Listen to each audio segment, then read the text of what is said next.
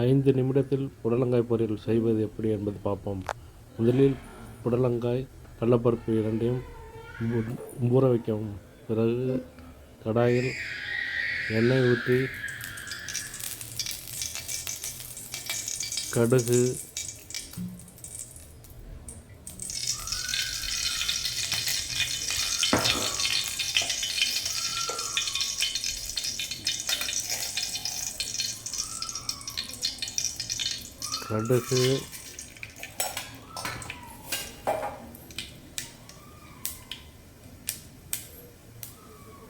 கொஞ்சம் அப்படியே பொரிய விட்டுட்டு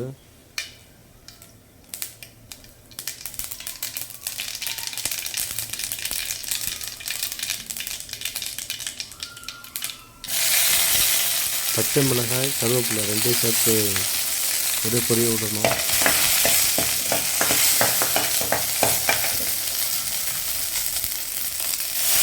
அதுக்கப்புறம் நம்ம இது புடலங்காய் சேர்த்துக்க வேண்டும்.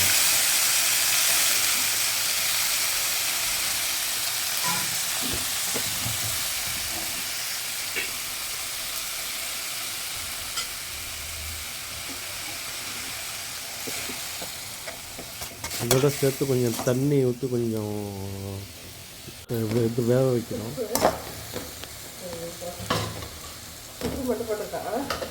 நீங்கள் ஹை ஃப்ளேம்லேயும் வச்சுக்கலாம், மீடியம் ஃப்ளேம்லேயும் வச்சுக்கலாம்.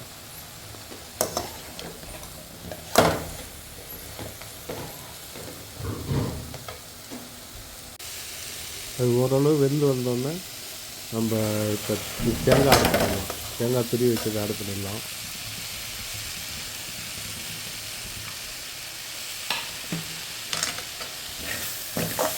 அதோட ரெண்டு மிக்ஸ் பண்ணி